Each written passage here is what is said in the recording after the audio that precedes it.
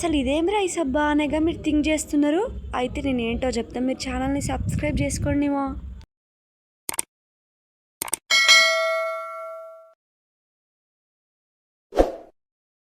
Hello మావా, నేనైతే ఇప్పుడు మీకు మంచి టేస్టీ రైస్ అయితే చూపిస్తా. ఇంతకీ మీరైతే చేసి ఉండరు ఎప్పుడు. ఒకవేళ మీలో ఎవరైనా ఈ రైస్ నైతే ముందే చేసి ఉంటే గనక ఈ వీడియోనైతే ఆ చేసిన వాళ్ళు పిక్చర్ లైట్ అయితే తీసుకోండి, ఎందుకంటే మీరు ముందుగానే చేసినారు కాబట్టి. ఓకే మావా, ఇప్పుడైతే మనం ఎన్ని గుడ్లు అబ్బా 1 2 3 4 5 6 7 8 ఎగ్స్ అయితే తీసుకోండి అబ్బా. ఆమ్లెట్ వేసుకోవడానికి తీసుకున్న ఎగ్స్ అన్నిటిని ఇలా ఒక టిఫిన్ లోకి అయితే అంతా పగలగొట్టేసుకోండి. ఈ ఎగ్స్ అయితే మీ ఇష్టం, ఇన్నే తీసుకోవాలని ఏం లెక్కలేదు, మీ ఇష్టం ఉన్నన్ని తీసుకోండి. 1 2 అయినా తీసుకోండి, అంటే 3 4 అయినా తీసుకోండి. ఇంకా మీ ఇష్టం, ఇక నేను చెప్పనక్కర్లే. తీసుకున్న అన్ని ఎగ్లను అయితే ఇట్లా టిఫిన్ లోకి అయితే పగలగొట్టి పెట్టుకున్న తర్వాత నెక్స్ట్ వచ్చేసి దానిలో మంచి ఒక స్పూన్ అన్న ఇట్లాంటి మిక్సర్ అన్న తీసుకొని మొత్తం కలిపేసుకోండి. ఆ ఎగ్ లో ఉన్న ఎల్లోయిష్ మొత్తం ఇలా అంతా కలిసిపోయేటట్టుగా కొద్దిసేపటి వరకు ఇలానే మిక్స్ చేస్తూ ఉండండి. ఒక 1 minute వరకైనా ఇలానే మిక్స్ చేస్తూ ఉండండి, మొత్తం కలిసిపోతుంది. ఇలా అయితే మిక్స్ చేసుకున్న తర్వాత ఒక చిన్న గ్లాస్ని అయితే తీసుకోండి.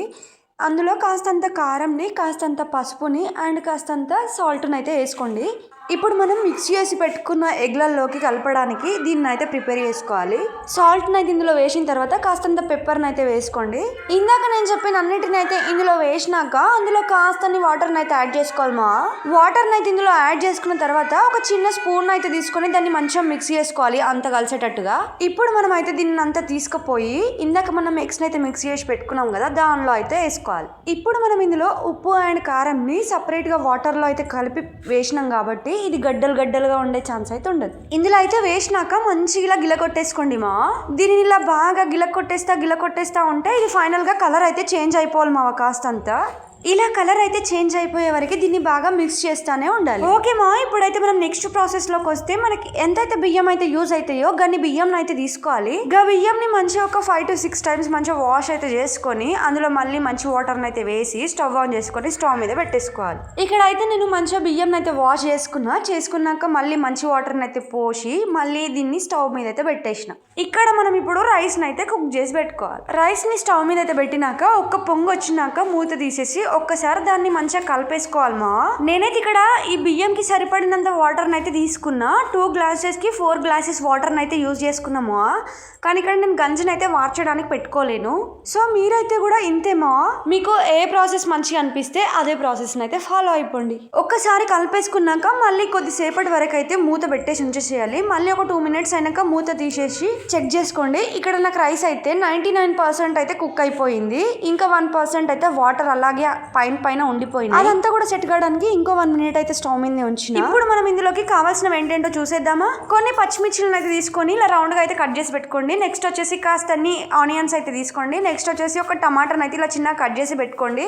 తర్వాత కాస్త మిరియాలని ఇలా పొడి చేసుకొని అయితే పెట్టుకోండి. మిరియాలని అయితే రోట్లేసి దంచేస్తున్నా. ఇప్పుడు మనం ముందుగానే ఎగ్స్ అయితే మిక్స్ చేసి పెట్టుకున్నాం కదా, అందులో కాస్త ఆనియన్స్ అయితే వేసుకోండి.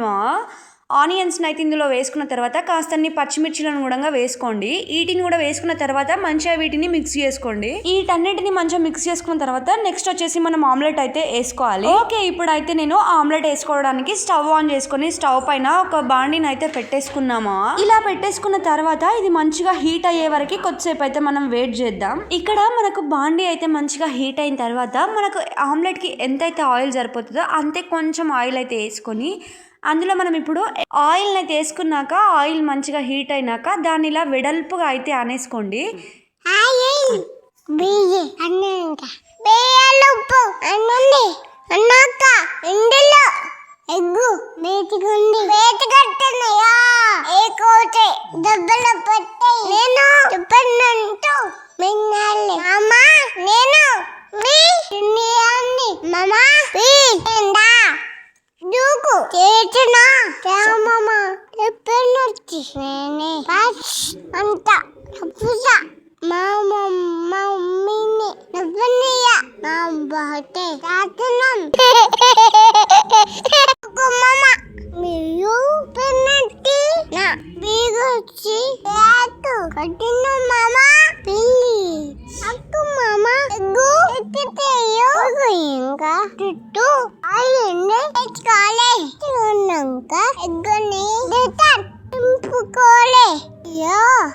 ఇది అయిపోయింది. అందుకే మా మమ్మీ బెయ్యే పాన్ పెట్టింది. మీరైతే బాగుంది పెట్టుకోండి. మళ్ళీ పాయం మీద మళ్ళీ ఎగ్గ వేసుకోండి. పాపం మా మమ్మీ చాలా కొట్టుకుపోతుంది.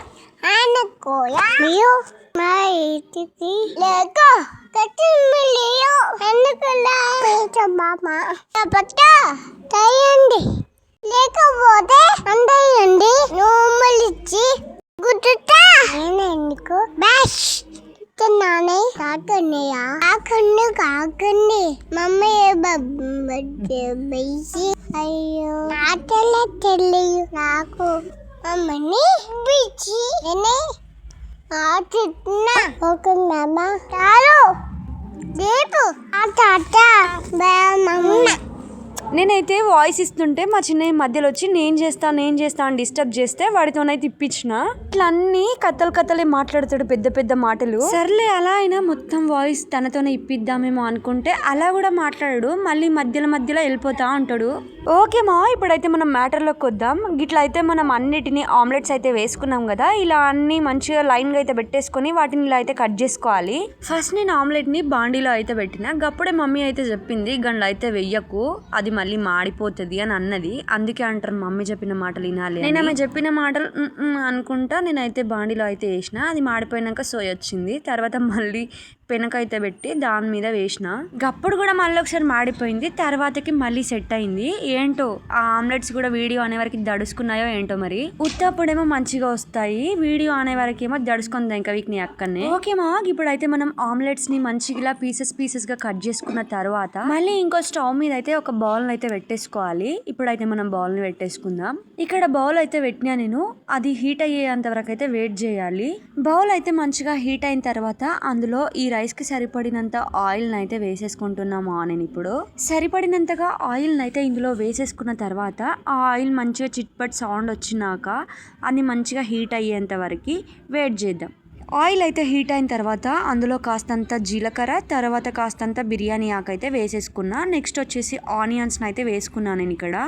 ఆనియన్స్ని అయితే ఇందులో వేసినాక దాన్ని మంచిగా ఒక్కసారి అటు ఇటుగా కలిపేసుకోండి. ఆనియన్స్ పర్ఫెక్ట్గా ఫ్రై అయినాక బ్రౌనిష్ కలర్లోకి అయితే వచ్చినాక అప్పటి వరకు అయితే దీన్ని ఇలానే ఫ్రై చేసుకుంటా ఉండాలి, ఒక్కసారి కలిపేసుకొని. ఒకవేళ మీరు ఫ్రై చేసుకునే ఆనియన్స్ ఎక్కువ క్వాంటిటీలో అయితే ఉంటే అందులో కాస్తంత సాల్ట్ని అయితే యాడ్ చేసుకోండి మా, పర్ఫెక్ట్గా తొందరగా ఫ్రై అయిపోతాయి. ఇక్కడ మనం వీడియోలో చూస్తున్నట్టయితే ఇంకా కూడా మనకు ఆనియన్స్ ఫ్రై అయినట్టు అనిపించట్లేదు కదా, కొద్దిసేపు ఆగినాక ఇవి పర్ఫెక్ట్గా ఫ్రై అయిపోతాయి. ఇప్పుడు మనం ఇందులో పచ్చిమిర్చిని అయితే యాడ్ చేసుకోవచ్చు. పచ్చిమిర్చిలను అయితే ఇప్పుడు ఇందులో యాడ్ చేసుకున్నాం కదా, ఇలా యాడ్ చేసుకున్నాక ఒక్కసారి మంచిగా అవి కూడా ఆనియన్స్తో పాటు కలిసిపోయేటట్టుగా ఒక్కసారి కలిపేసుకోవాలి మా.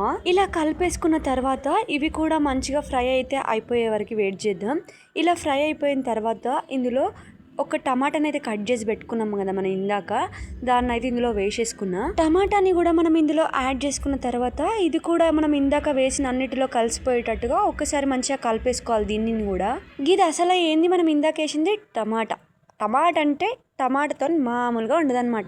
టమాటా కర్రీని మంచిగా అయినా చేస్తుంది, అదే టమాటా కర్రీని పాడు కూడా చేస్తుంది. అందుకే జర ఏం చేయాలి, మనం జాగ్రత్తగా ఉండాలి. దేనితోని? టమాటాతోని. ఇక మనకు గది తప్పదు, వెయిట్ చేయాలి మావా. గది మగ్గేదాకా టైం పడుతుంది, అప్పటిదాకా మనం వెయిట్ చేయాలి, తప్పదు కదా. అలా అని చెప్పేసి తొందరపడి టమాటా మగ్గకున్నా సరే అన్నీ మనం వెంబడెంబడే వేసేసినాం అనుకో, టమాటా మనల్ని ఖచ్చితంగా టమాటా చేస్తుంది. అందుకే ఇప్పుడు మనం టమాటా కానీ ఏమనొద్దు. అమ్మ టమాటమ్మ, నిన్ను మేమేమీ అనట్లేదమ్మా, నువ్వు మంచిగా మగ్గిపోవాలి, నువ్వు మంచిగా మగ్గాలి, మమ్మల్ని మంచిగా మగ్గనీయాలి, అదే మంచిగా ఉండనీయాలి అంటున్నా. టమాటాని తిన్నోడు బలి కావద్దు అంటున్నామో, అర్థమవుతుందా? మళ్ళీ ఇదే మాట టమాటా తిన్నదనుకో ఆ ఇంతది మగ్గకుండా ఉండిపోతుంది. అందుకే టమాటా తల్లికి అస్సలు వినబడకుండా సీక్రెట్గా చెప్పుకుందాం. ఓకేమో, ఇప్పుడైతే మనం దీన్ని మంచిగా కలిపేసుకున్నాక ఒక 2 నిమిషాల పాటుగా మంచిగా దీనిపైన మూత పెట్టేసుకొని 2 మినిట్స్ అయినాక మళ్ళీ మూత తీసేసి ఇందులో కరివేపాకుని అయితే వేసుకొని మంచిగా కలిపేసుకుందాం. ఈ కరివేపాకు వీటన్నిటితో మంచిగా కలిసిపోయేటంత వరకు కలిపేసుకున్న తర్వాత ఇదైతే అయిపోయిన తర్వాత ఇప్పుడు నెక్స్ట్ ఏం చేద్దామంటే ఇందులో కాస్తంత పసుపుని అయితే యాడ్ చేసుకోవాలమా. ఇందులో పసుపుని అయితే యాడ్ చేసుకున్న తర్వాత కాస్తంత కారంని కూడా యాడ్ చేసుకోవాలమా. టేస్ట్కి సరిపడినంత కారం అయితే యాడ్ చేసుకున్న తర్వాత నెక్స్ట్ వచ్చేసి టేస్ట్కి సరిపడినంత సాల్ట్ని కూడా ఇందులో యాడ్ చేసుకోవాలి. వీటన్నిటిని కూడా యాడ్ చేసుకున్న తర్వాత కాస్తంత అల్లం వెల్లుల్లి పేస్ట్ని కూడా యాడ్ చేసుకొని ఇప్పుడు మనం ఇందులో యాడ్ చేసుకున్న ఈ ఉప్పు, కారం, అల్లం ఎల్లిగడ్డ, పసుపు ఇవన్నీ కూడా మంచిగా కలిసిపోయేటట్టుగా మొత్తం పచ్చివాసన అంతా వెళ్ళిపోయే వరకు ఇలా కలిపేసుకుంటూనే ఉండండి. ఈ రైస్ని నేనైతే నా అంతలా నేను క్రియేట్ చేసుకొని ఫస్ట్ టైం అయితే చేసిన ఒకసారి. ఇది వచ్చేసి థర్డ్ టైం చేయడం. నేను అసలు ఈ ఆమ్లెట్ రైస్ని నేను ఒక్కదాన్ని నా అంతలా నేను క్రియేట్ చేసుకొని నేను ఒక్కదాన్నే చేసిన ఈ రైస్ అని అనుకున్నా. కానీ నాకు తెలియదు నాకన్నా ముందు ఎన్నో వీడియోస్ అయితే ఉన్నాయని. చాలా మంది కూడా చేసినారు ఆమ్లెట్ రైస్ని. బట్ ఇక్కడ అసలు మ్యాటర్ ఏంటి అంటే నేను చూడడమే చాలా లేట్ అయిపోయింది. అందరికీ తెలుసన్న విషయం నాకు తెలీదు. గట్లుంటది మరి మనతోని. ఓకేమో ఇప్పుడైతే మనం వీటన్నిటిని మంచిగా కలిపేసుకున్న తర్వాత ఇందులో కాస్తంత గరం మసాలాని, కాస్తంత ధనియా పౌడర్ని అయితే యాడ్ చేసుకుంటున్నా. నేను ఈ రైస్ని ఆల్రెడీ టేస్ట్ చేసినాకనే నేనైతే ఈ వీడియో అయితే పోస్ట్ చేస్తా కదా మామ, ఎప్పటికీ ఏ వీడియోస్ అయినా సరే. ఇందులో నాకు ఏం మిస్టేక్ అనిపించింది అంటే కాస్తంత సాల్ట్ పడుతుంది అనిపించింది. ఇంకోటి ఏంటి అంటే ఆయిల్ కూడా కొంచెం తక్కువైంది అన్నట్టు అనిపించింది. సో ఇందులో కాస్తంత సాల్ట్ అండ్ కాస్తంత ఆయిల్ అయితే పడుతుండే, కానీ తినేటప్పుడు కాస్తంత పైనుంచి సాల్ట్ వేసుకుంటే సెట్ ఉండే. టేస్ట్ విషయానికి వస్తే మాత్రం ఏ మాత్రం తగ్గలేదు, ఎక్కడ కూడా సూపర్ ఉంది. కానీ ఈ రెండు కూడా పర్ఫెక్ట్ సెట్ ఉంటే ఇంకా ఎక్సలెంట్ ఉంటుండే. ఓకే మా, ఇప్పుడైతే మనం పీసెస్ ని వేసుకున్న ఆమ్లెట్స్ ఉన్నాయి కదా, ఆ ఆమ్లెట్స్ అంతా కూడా ఇందులో అయితే వేసేసుకున్నాను నేను ఇందాకనే. వీటన్నిటిని మంచిగా కలిపేసుకుంటున్నా అంతా కలిసేటట్టుగా. ఖచ్చితంగా మీరు కూడా ఈ రైస్ని అయితే ఇంట్లో పక్కా ట్రై చేయండి మా. కానీ మీరు మాత్రం నాలాగా ఆయిల్ని అంచనా వేయకుండా అయితే వేయకండి. పర్ఫెక్ట్గా ఎంతైతే సరిపోతుందో అంత పర్ఫెక్ట్ ఆయిల్ని అయితే వేసుకోండి. నాదైతే మిస్టేక్ అయింది. అండ్ అలానే రుచికి సరిపడినంత సాల్ట్ని కూడా పర్ఫెక్ట్గా యాడ్ చేసుకోండి. మీకు పర్ఫెక్ట్ టేస్ట్ అయితే సెట్ ఉంటుంది. నేను చేస్తే కూడా అంత సెట్ అయింది, సూపర్ అయింది. కానీ ఈ రెండిటిలో మాత్రం మిస్ అయింది. ఈ రెండు కూడా ఇంకాస్త మంచిగా పర్ఫెక్ట్ గా ఉంటే రైస్ మొత్తం సెట్ ఉంటుండే అనిపించింది నాకు. ఈ ఆమ్లెట్స్ అంతా కలుపుకున్నాక ఒక మళ్ళీ 1 minute వరకు మూత పెట్టేసి ఉంచి 1 minute అయినాక మూత తీసేసి మళ్ళీ ఇలా అయితే కలుపుకోవాలి మా, మొత్తం అంతా కలిసేటట్టుగా. ఇందులో ఆమ్లెట్స్ అయితే వేసిన వెంటనే రైస్ అయితే వెంటనే వేసుకోవద్దు మా, ఎందుకంటే ఏమో చెప్పలేం, మళ్ళీ సరిగ్గా మగ్గకపోయి ఉంటే నీచు వాసన వస్తుంది కదా. సో ఆమ్లెట్లు అయితే వేసినాక అందులో ఒక 1 minute వరకు మళ్ళీ మగ్గనిచ్చేసుకొని మూత పెట్టేసి 1 minute అయినాక మళ్ళీ మూత తీసేసినాక మళ్ళీ ఒకసారి కలిపేసుకొని అప్పుడు మనం రైస్ని అయితే యాడ్ చేసుకోవాలి. మనం ముందుగా కుక్ చేసి పెట్టుకున్న రైస్ ఉంది కదా, అదంతా కూడా నేనైతే ఇప్పుడు ఇందులో వేసేసుకున్నా కూడా ఇలా వేసేసుకున్నాక మంచిగా ఇదంతా కలిసేటట్టుగా మొత్తం అంతా కలిపేసుకుంటున్నా. అండ్ ఇంకొకటి ఏంటి అంటే ఇందులో నేను రైస్ని యాడ్ చేసుకునేటప్పుడే కలిపేటప్పుడు ఇందులో కాస్తంత కొత్తిమీరని కూడా యాడ్ చేసుకున్నామా. ఆ క్లిప్ ఎక్కడో మిస్ అయినట్టుంది. సో కొత్తిమీరని కూడా మీరు మర్చిపోకుండా అయితే వేసుకోండి. కొత్తిమీరని అయితే వేసుకున్నాక ఇలా మొత్తం కలిపేసుకోండి. ఆల్మోస్ట్ నేనైతే అంతా కలిసిపోయింది. ఇలా అయితే కలిపేసుకున్న తర్వాత అందులో కాస్తంత మళ్ళీ పెప్పర్ పౌడర్ అయితే వేసుకొని ఫైనల్గా కొత్తిమీరని అయితే గార్నిష్ చేసుకొని ఒక్కసారి మంచిగా కలిపేసుకోండి. ఇందాక మనం వేసిన పెప్పర్ పౌడర్ అంతా కూడా ఈ రైస్కి మొత్తం పట్టేటట్టుగా కింది నుంచి పైకి, పై నుంచి కిందికి మొత్తం అంతా కూడా కలిపేసుకోండి మా. ఒక 1 minute వరకు మంచిగా ఇలానే మంచిగా కలిపేసుకున్న తర్వాత నెక్స్ట్ వచ్చేసి ఏంటి అంటే దీని పైన ఒక 2 నిమిషాల వరకు మళ్ళీ మూత పెట్టేసి మంటనైతే హై ఫ్లేమ్లో కాకుండా మంటని లో ఫ్లేమ్లో పెట్టేసి మళ్ళీ మూత పెట్టేసి ఉంచేసేయాలి. 2 minutes అయిన తర్వాత మళ్ళీ మూత తీసి ఇదిగో ఇలా కలిపేసుకుంటూ ఉండాలి. ఇంకా ఈ ఫైనల్ ప్రాసెస్ అయితే అయిపోయినాక ఇంకా లేట్ ఏం లేదు మామో, ప్లేట్లో పెట్టేసుకొని నీకు ఇష్టం వచ్చినట్టు దంచి కొట్టేయాల్సిందే. గదేమో గట్టిగా తినాలి అంటున్నా. ఓకేమో, ఇంతకీ మీరు కూడా ఈ రైస్ని ఇంతకు ముందు చేసినారా లేదా అని అడిగినాను కదా నేను వీడియో స్టార్టింగ్లో.